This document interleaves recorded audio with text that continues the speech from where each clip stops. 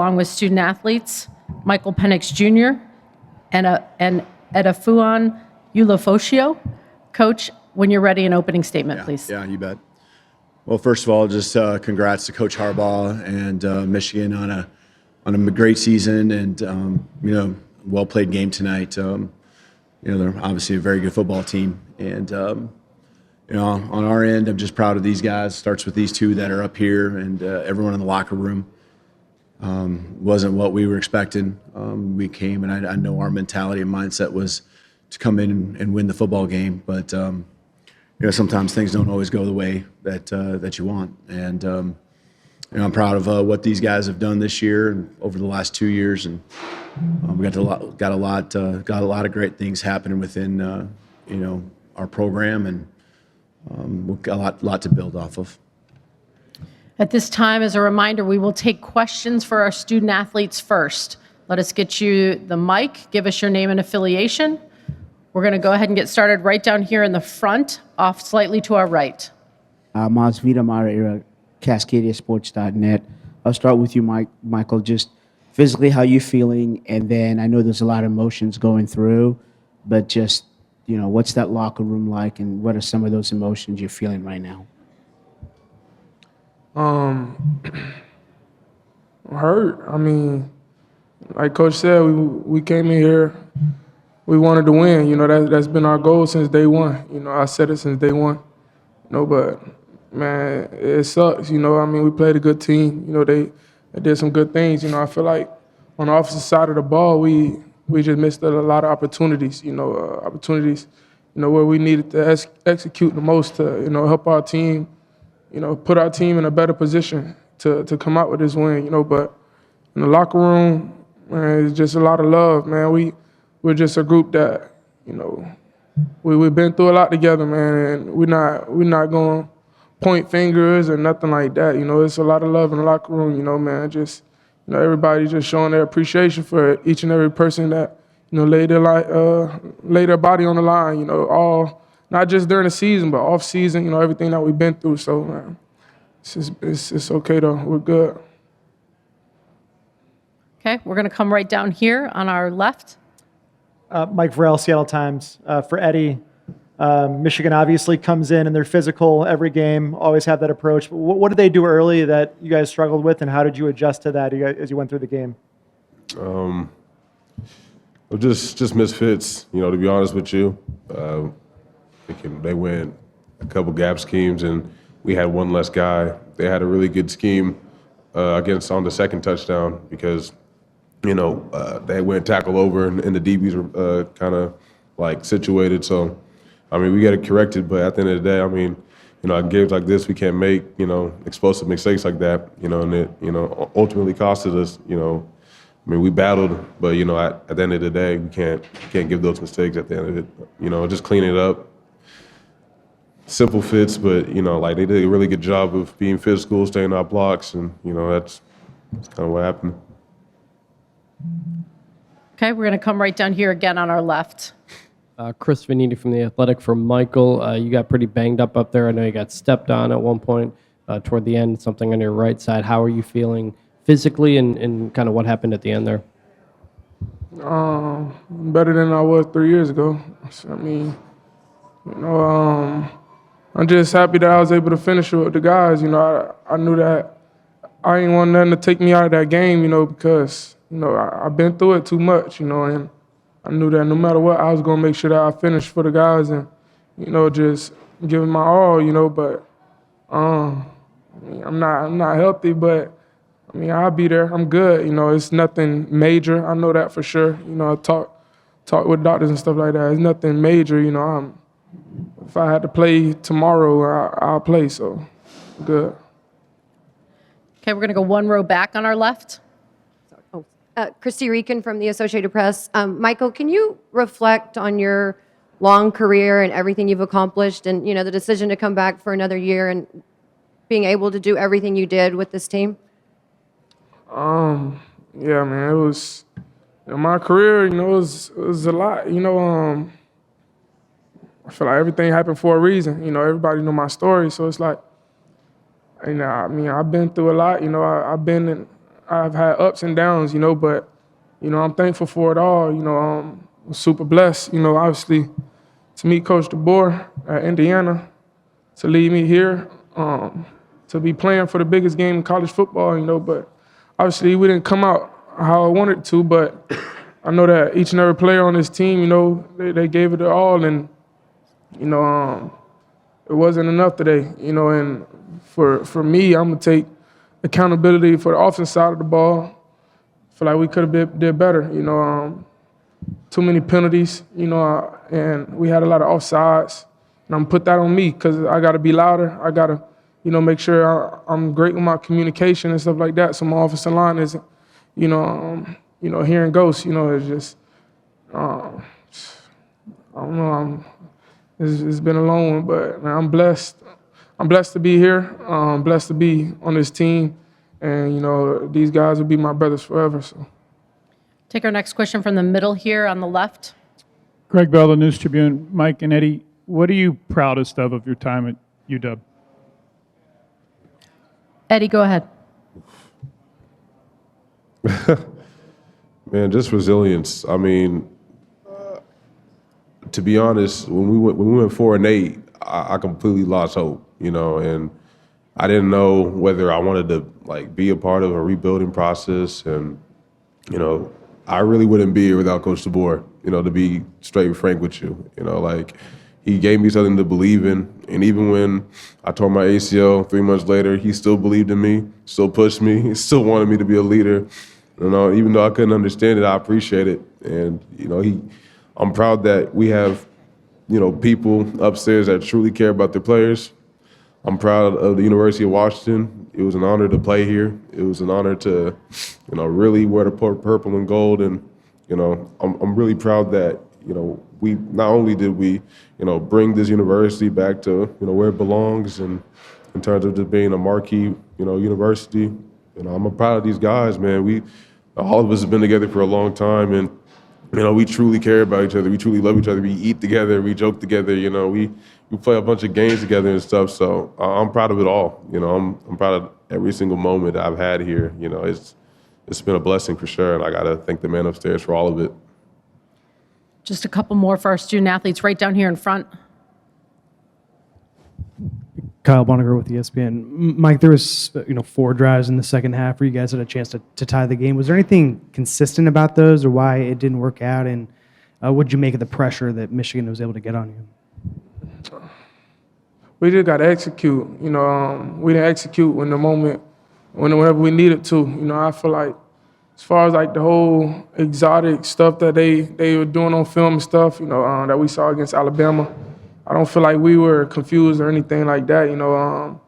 I just feel like it came down to executing. I missed a couple throws, just a couple reads on routes and stuff like that. Just small details, within our system that we do great all the time. If it's shifts and motions coming out of the huddle, it's just small details and stuff like that. Caused us to, be in a position where we didn't want to be in. But I don't regret it all, but man, I know this team, and I know the guys that we have under us, and this team gonna be hungry again next year, and they're gonna be competing again next year for championship. So I'm just super proud of this team, and how far we come.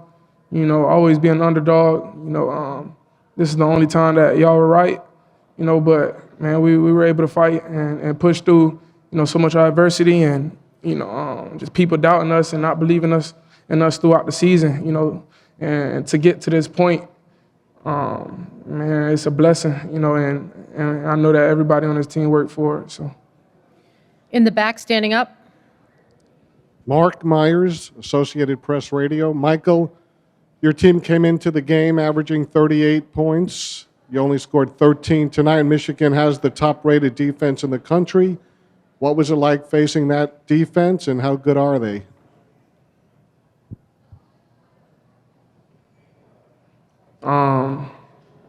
They're a good team.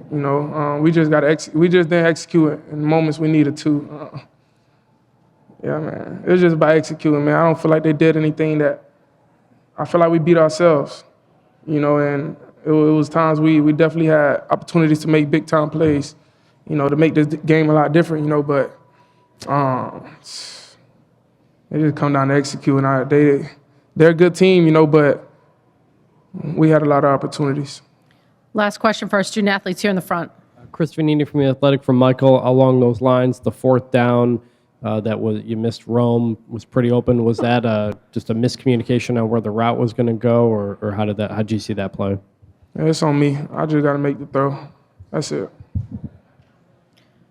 Thank you very much, gentlemen, and congratulations on an excellent season.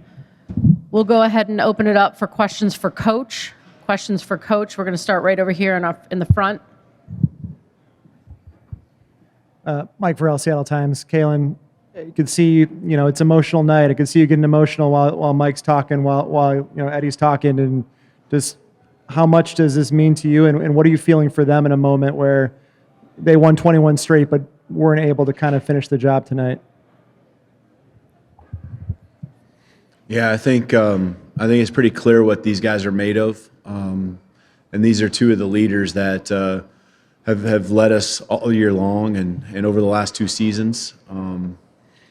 When your hardest workers are your best players, you have good things happen, and these guys led us in a way through great character, and they've just grown as leaders, and they brought a lot of people with them. They held each other accountable to another level.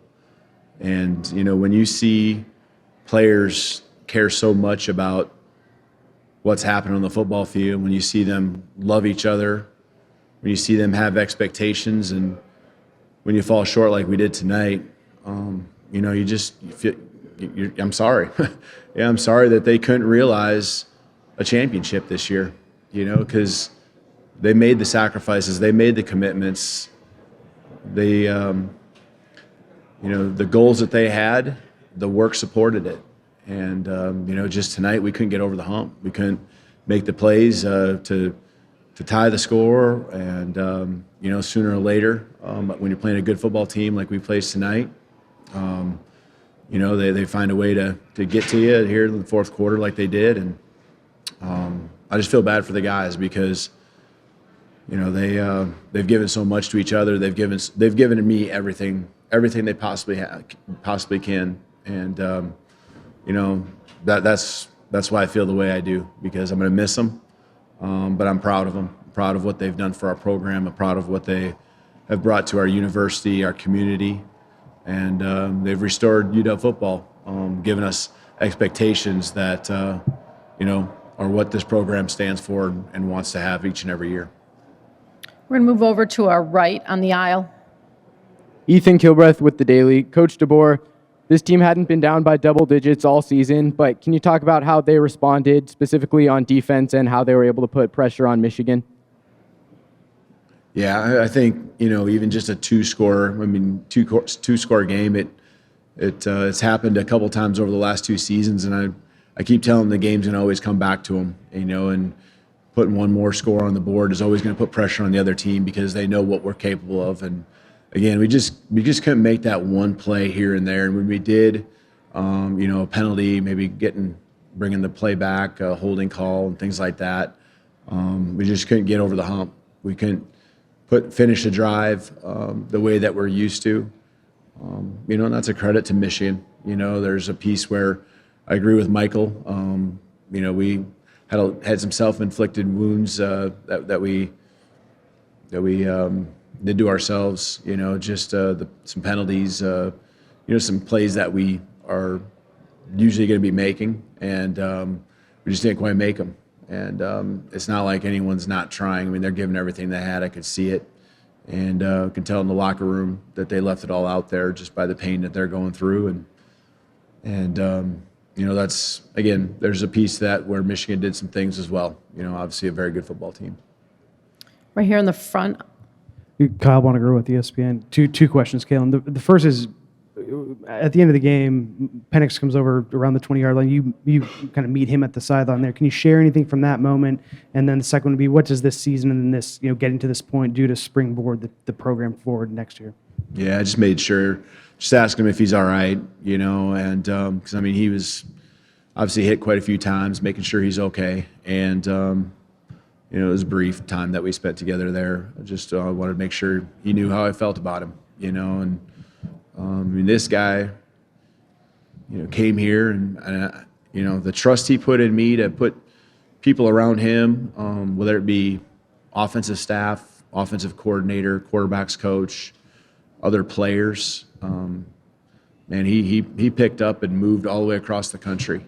And, I can't tell you how much that means to me to have a trust from someone like Michael, because, this was his last crack at it. A year ago when he made that move, or 2 years ago when he made that move, it was a time where we all know his story is, it was kind of at that point, where it was kind of do or die. And, I knew in my mind what he was made of. I knew what he was capable of.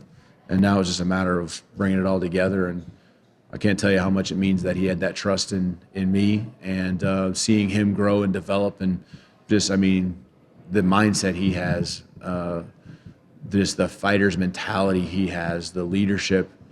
A lot of credit goes to our staff and working with him, Coach Grubb, working with him. But, man, just seeing growth, seeing the fight, seeing the passion, the love that he has for everyone here in this program. I hope Husky Nation, just always holds in the highest regard. I think they will. I'd expect nothing less than that, because I think they understand also what he's given all of us. Next question over here on our right in the front row. Kalen, you once told us that you only play for championships. Now that this run has come to an end, were you amazed at all that you put this together so quickly in 2 years, that you got to this point, to challenge for a national championship? Because I think this was like a story that was, really unusual for college football in general, that this happened so quickly for the Huskies. I think, when you have a great quarterback, and when you can have an offensive line, and, our defense came a long ways this year from a year ago. And I felt like at the end of last season, the last few games of the year, you could really feel like if everyone kept it together, and, that this could happen. And when you're in the moment, and when you're going through it, it's not about, all of a sudden going from 4-2, which we were at one point, to saying, hey, we're going to go win a national championship. But I felt like there were some of the makings of being a special football team, and the credit to the guys, they just hung in there with the process, and just focused on improving every single day. A year ago and this year, it's just built up to this moment, and it's execution, it's physical toughness. It's all led to a mindset where, anything that comes their way, they felt like they could come through and get it done. I truly feel like 5 minutes ago, there was nothing but belief, that we would find a way to win that football game. I really believe that. Come back down here to the front. Yeah, sorry. The second part was the springboard forward to when. Sorry. Yeah, no, I think, you get to this point, and I've been a part of it many times, and you always look at the guys, man, we're losing this guy, we're losing that guy, and some of these guys are just super special players, but they've raised the standard again back to where it should be in our program. And, we had a lot of guys that got a chance to see what it's supposed to look like, seeing guys like Eddie and Michael do their thing and lead, and what the work is that you got to put in, and how hard it is to win a football game each and every week, how hard it now obviously is to win a championship. But, a lot of guys have seen what it takes, and, because of what we've done this year, we'll be very attractive for guys to come in, who want to win championships, to come into this program and believe that it can happen again next year. It's such a fine line. It's just such a fine line. We've seen it all season between winning and losing, and I feel like I know what the score looks like, but I feel like that fine line was right there again tonight. and we weren't that far off. There's not a doubt in my mind that we have a good enough football team to go out there and win a national championship. And just got to make a play here and there, get us over the hump, and it could have been a different outcome. Last question. Mark Norris, NPR Houston. Tonight's game is the end of an era for your school and the conference it's been in for decades. Any reflection on what this conclusion means and the history that's coming to an end with Washington and the Pac-12? Yeah, I think that here at the end it was us just really focused on what we were doing for UW. But I am proud of our representation of Pac-12 football, West Coast football, because I mean I'll say it right now. I mean I think that our conference and what we went through each and every week is as tough as any team could have had in the entire country.